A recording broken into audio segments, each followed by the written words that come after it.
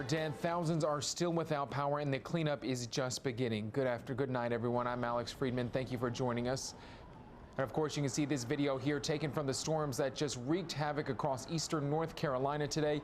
And let's start with Storm Team 9 meteorologist Quaylen Murphy. And Quaylen, a busy day, but I think everyone can breathe a sigh of relief tonight, just for the time being at least. That's right. For the time being, Alex, that's a great way to put it. We do have a threat that has ended across the east as far as severe weather is concerned. Live Viper 9 showing not only dry conditions, but much calmer conditions are taking place across the east. A different picture from what we saw earlier today, which includes some downed trees. Here's a look at some of those photos captured on 10th Street by Jarrett.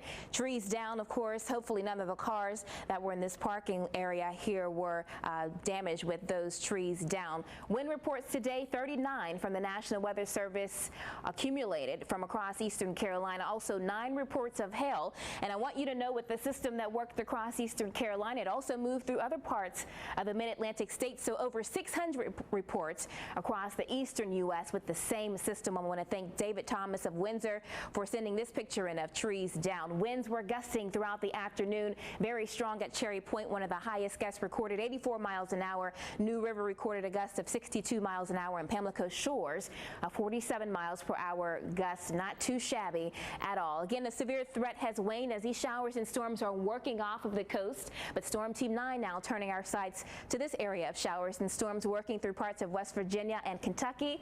This will impact our forecast once again on Monday, bringing us some strong storms. Details coming up.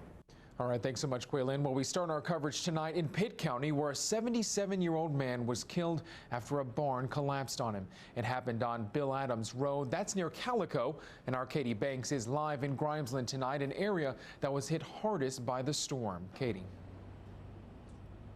Alex, I'm at Big Boys Auto in Grimesland, where, as you can see behind me, there is just piles of debris, and that all happened this afternoon when the storm barreled through and knocked down this roof on top of this building. You can see there are just pieces falling all over. There are broken glass lying all over the ground. I talked with the service manager earlier today, who told me that there is about 600 car parts in that roof, and it has all flown right over this mobile home, and all of the metal pieces of that roof are right behind me. I spoke with the daughter of the man who actually lives in this trailer, and she said they were inside when it happened, and we're very thankful that nothing actually hit their house.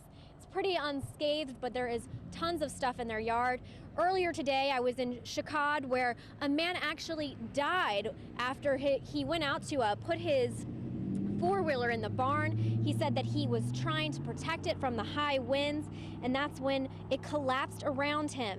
77-year-old William Henry Adams died. He lives right on Bill Adams Road, and he was just trying to put his things away, and that's when the whole thing collapsed around him.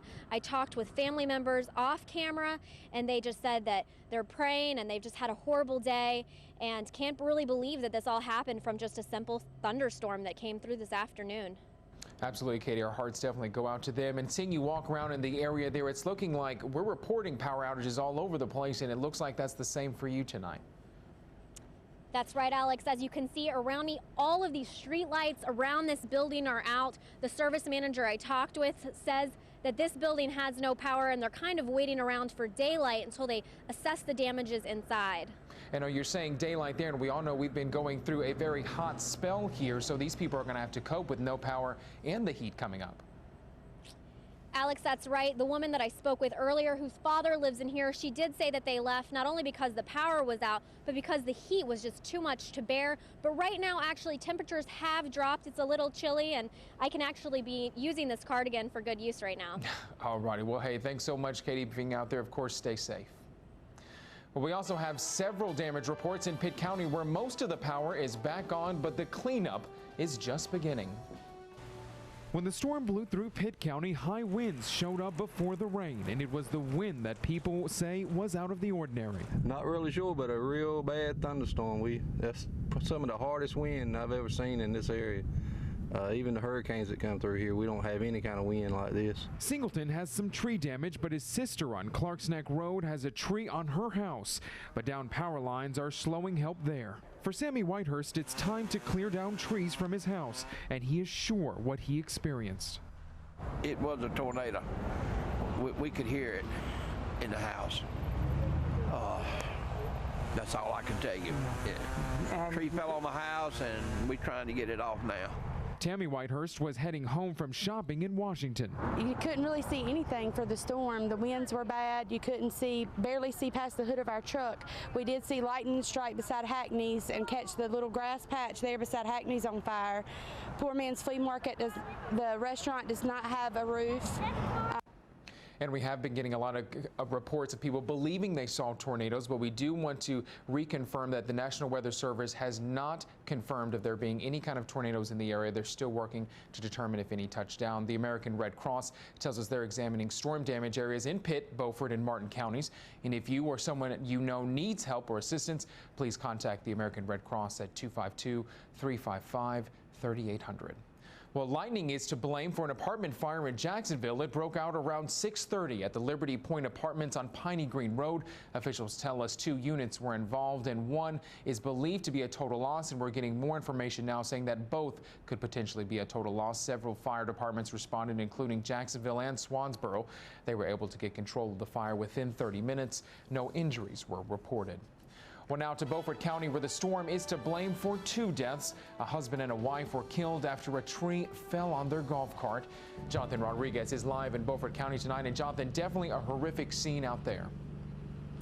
Absolutely, Alex, and just like that couple with the storm, the bottom line here, a lot of people are saying is that this storm just snuck up on them. They just kind of out of nowhere moved very quickly, and before they knew it, they were dealing with heavy damages. Now you can see some utility crews starting to work through a lot of this area without power, and this is Voice of America Road right here, just opened up about 45 minutes ago. Crews have been on the scene working this throughout the day. Several large trees across. You can see just on the side of the roadways here, there's still a lot of limbs and debris that need to be cleaned up. The other thing is power lines down that still need to clean up, and the damage has been widespread. Take a look at this video that we got a little bit earlier. This was actually throughout the county.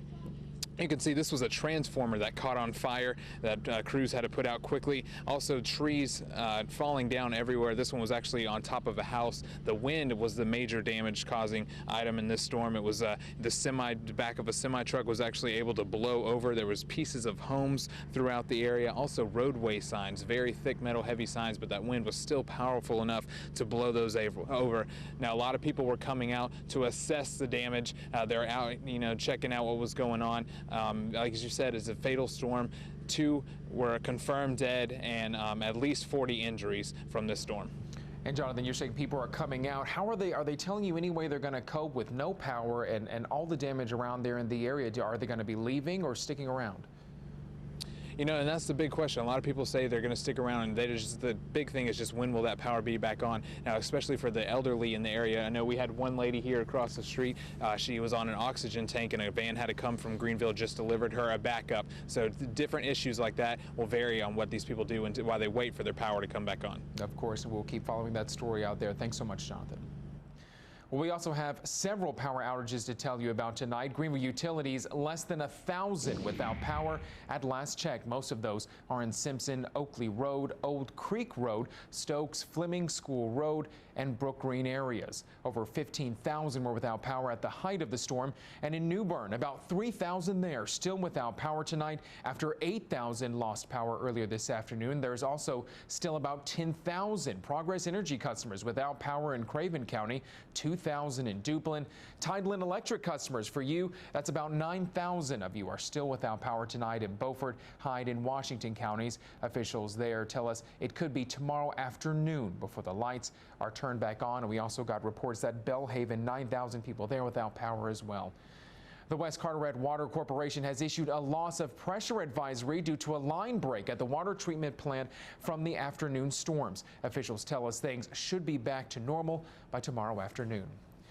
Well, we're not the only ones dealing with heat and storms. Much of the East Coast lost power over the weekend, and we'll check in on the cleanup coming up in just a few minutes. Quaylen?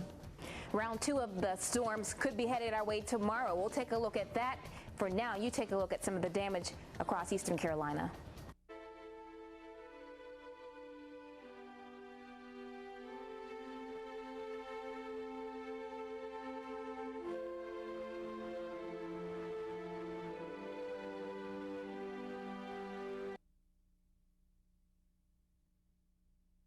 Experienced meteorologists, accurate forecasts, alerting you to severe weather dangers. Storm Team 9 on your side. Good Sunday. I want to share this video with you. It looks like a calm day on the ocean, on the Ocracoke Ferry. However, look at that. We had some actual viewers on the Ocracoke Ferry this afternoon, and that's what they dealt with.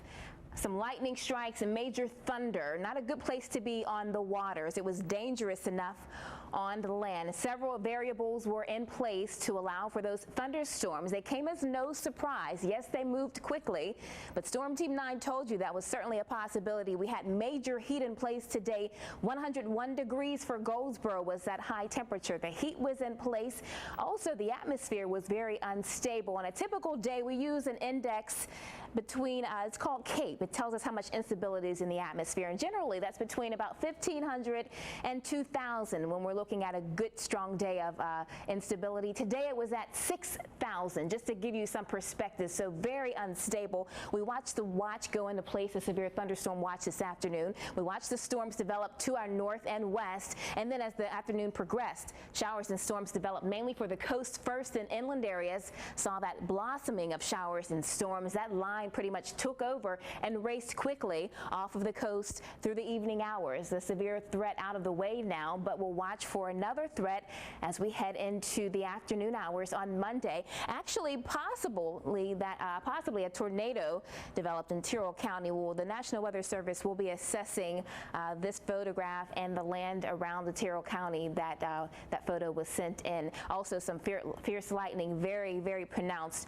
working across the region. And we noticed even after the rain left eastern Carolina, some of the electricity, the energy left in the atmosphere was able to produce some lightning this afternoon. We'll have a similar day on Monday, but not quite as strong, but we still need to gear up for the possibility of some gusty winds, 58+ miles an hour, those isolated downpours, hail possible once again on Monday, and lightning strikes will continue. The risk of tornadoes is low, but we know those winds at 58+ miles per hour can be just as strong and do as much damage as a tornado can. So we have to take these seriously, these warnings and these watches. This is the composite radar watching the front edge of this storm now working into West Virginia. It's about 235 miles to the northeast of Greenville, and we'll watch for that system to progress to the southeast throughout the overnight hours tonight and eventually impacting our forecast through Monday afternoon. Showers and storms Monday afternoon, tapering off Monday night, and the same opportunity on Tuesday for showers